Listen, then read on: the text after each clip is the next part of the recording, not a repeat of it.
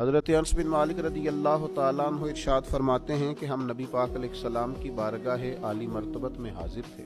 اچانک نبی پاک علیہ السلام نے مسکرانا شروع کیا، یہاں تک کہ میرے پیارے محبوب صلی اللہ تعالی علیہ وسلم کے مقدس دانت مبارک ظاہر ہو گئے۔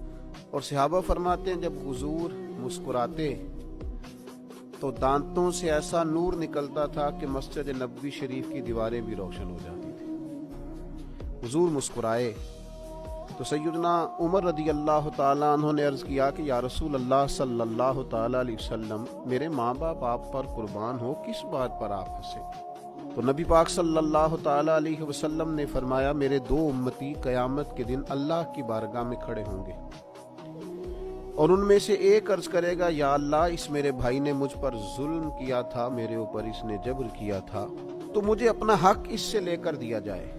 تو حضور علیہ السلام فرماتے ہیں اللہ تعالیٰ اس شخص سے فرمائے گا کہ اپنے بھائی کو اس کا حق دو۔ عرض کرے گا، مالک میرے پاس تو اب کوئی نیکی بچی نہیں، کہاں سے حق دوں؟ تو اب وہ جو مدعی ہے، جو دعویٰ کر رہا ہے کہ میرا حق اس سے لے کے دیا جائے، وہ عرض کرے گا، مالک پھر میرے گناہ ہی اس پر ڈال دیے جائیں۔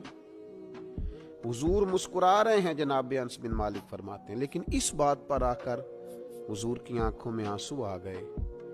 نبی کریم صلی اللہ تعالی علیہ وسلم فرمانے لگے، وہ بڑا ہولناک دن ہوگا قیامت کا۔ لوگ اس دن تلاش کریں گے کہ کوئی ایسا شخص ہمیں ملے، ضرورت محسوس کریں گے کہ جو ہمارا بوجھ اٹھائے۔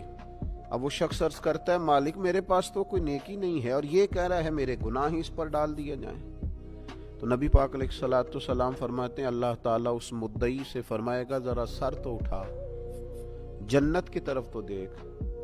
تو وہ جنت کی طرف سر اٹھا کر دیکھے گا اور دیکھ کر عرض کرے گا، مالک میں ایک چاندی کا شہر دیکھ رہا ہوں جس میں سونے کا محل بنا ہوا ہے، ہیرے جواہرات سے مرصع ہے وہ محل۔ اے مالک، کون اس کا مالک بنے گا؟ یہ کس کو ملے گا؟ تو اللہ تعالیٰ فرمائے گا، جو اس کی قیمت ادا کرے۔ تو وہ عرض کرے گا، مالک اس کی قیمت کون ادا کرے گا؟ تو اللہ تبارک و تعالیٰ فرمائیں گے، تو بھی اس کا مالک بن سکتا ہے۔ تو بڑے تجسس سے، بڑے شوق سے عرض کرے گا، مالک میں کیسے مالک بن سکتا ہوں؟ تو اللہ فرمائے گا، تو اپنے بھائی کو معاف کر دے، میں تجھے اس محل کا مالک بنا دیتا ہوں۔ کر دے معاف اپنے بھائی کو، درگزر کر اپنے بھائی سے، بھول جا اس کی خطاؤں کو، کچھ دیر کے لیے چھوڑ دے جو اس نے غلطیاں کی، تو معاف کر دے اسے، اور میں اس محل کا تجھے مالک بناتا ہوں